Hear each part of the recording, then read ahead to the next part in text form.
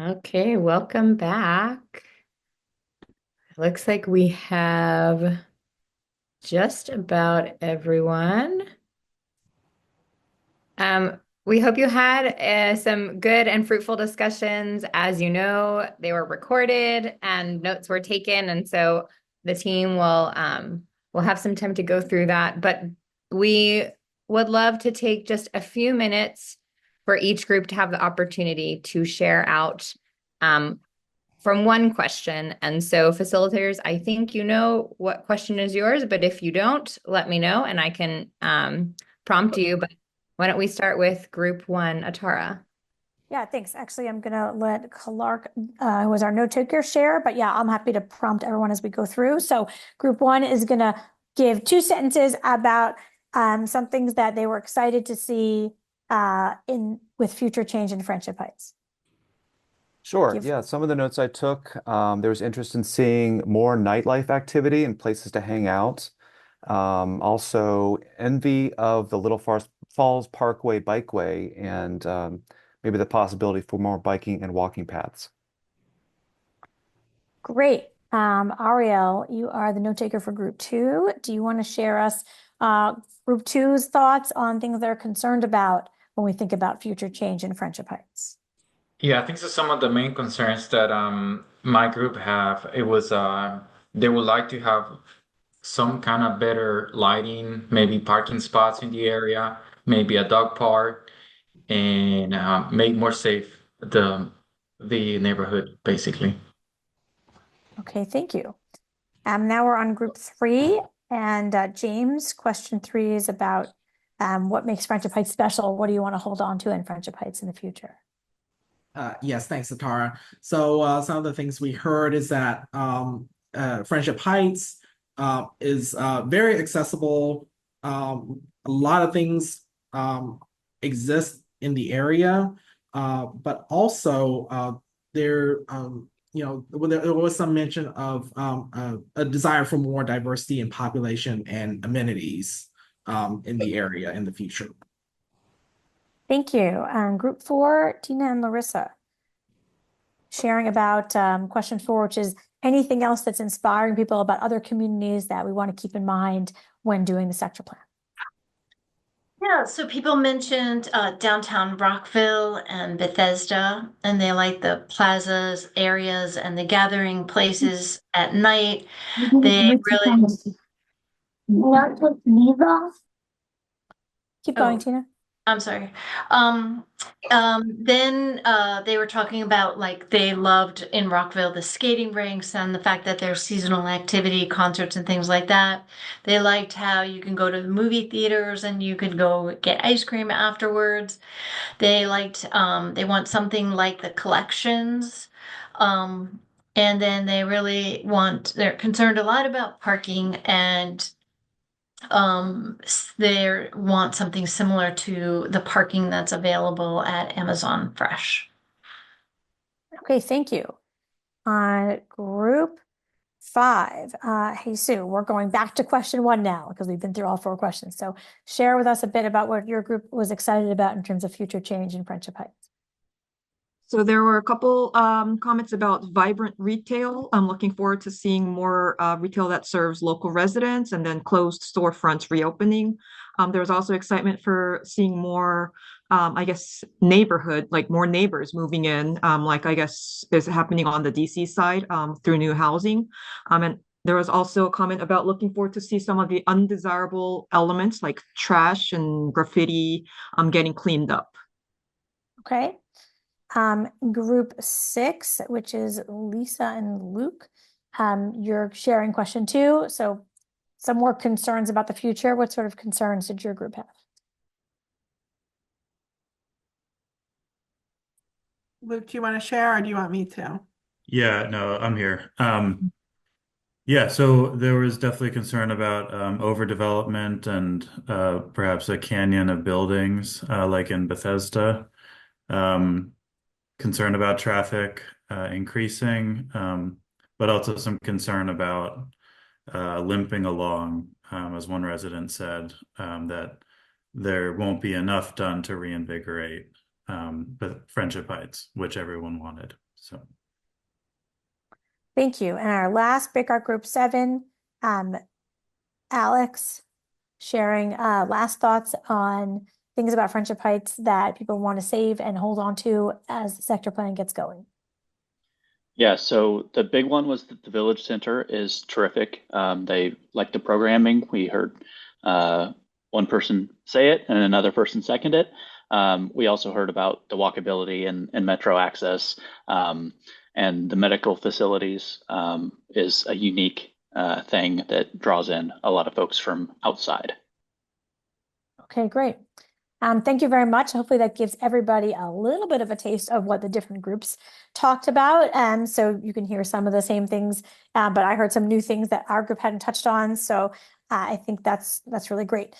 So as promised, I'm going to get to some of the questions that were tossed out in the chat during that first part of the presentation. And then I'll check. I know there's some more questions that just came in. So I talked about this a little bit. One person asked about coordination with DC. Just to reiterate what I said in that presentation, we totally hear and we see it too. Friendship Heights is one place. It's DC and it's Maryland. So we're doing the best we can.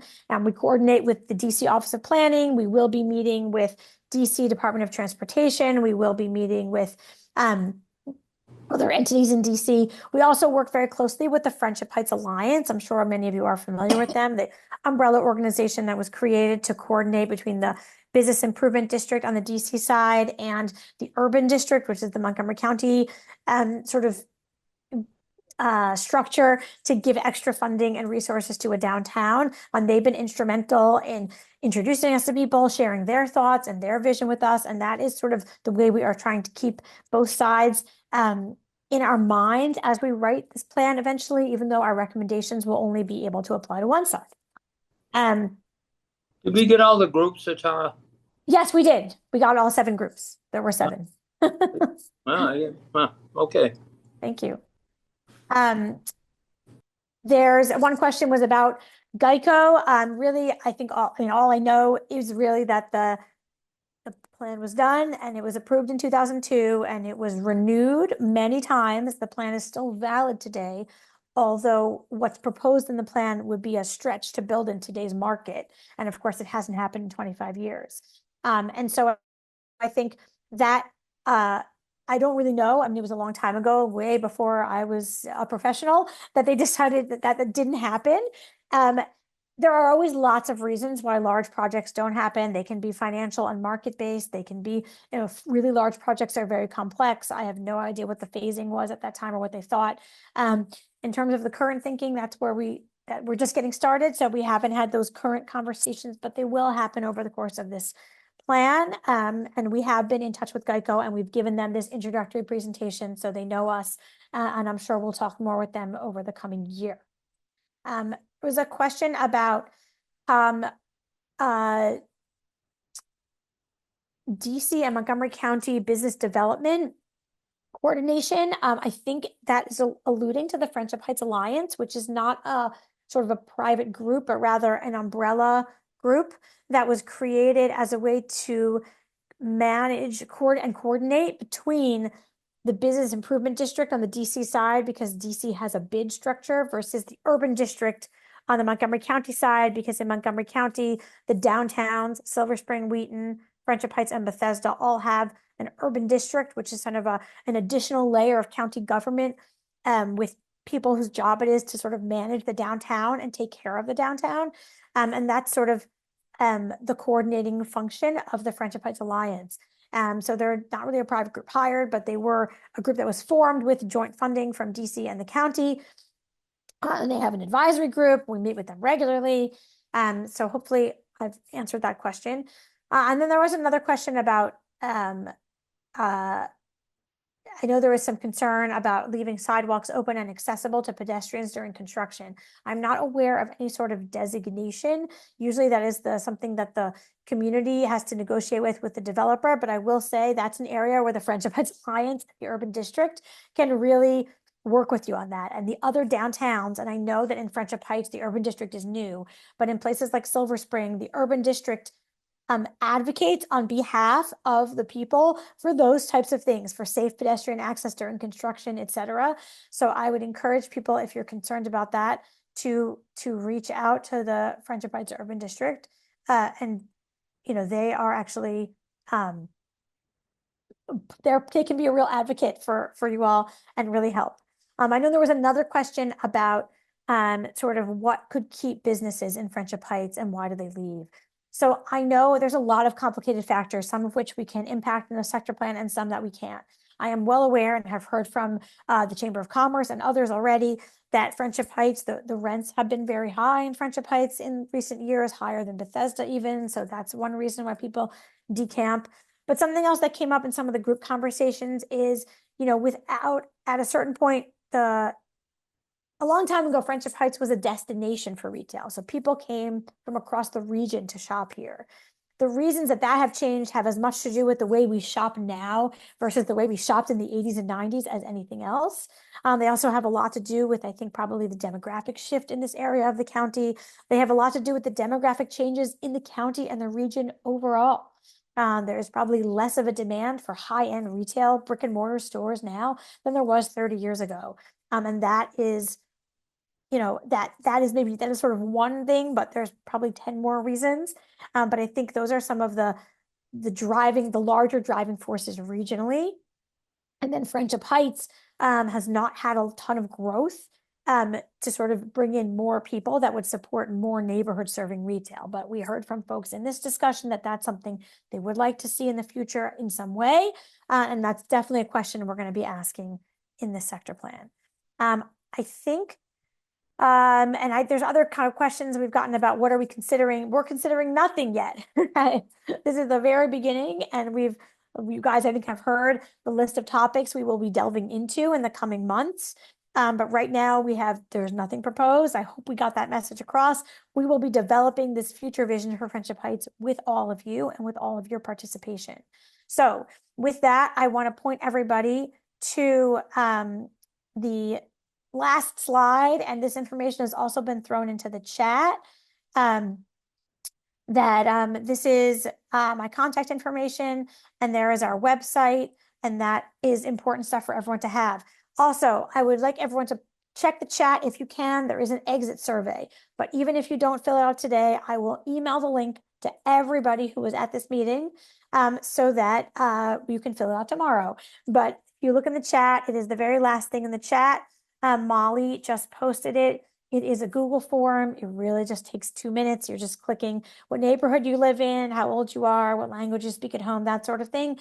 We just really need that so we can understand who was in this meeting from a demographic perspective, so we can weigh that against the demographics of the area and understand if we're meeting with representative groups so that we can continue to strive for an equitable engagement process.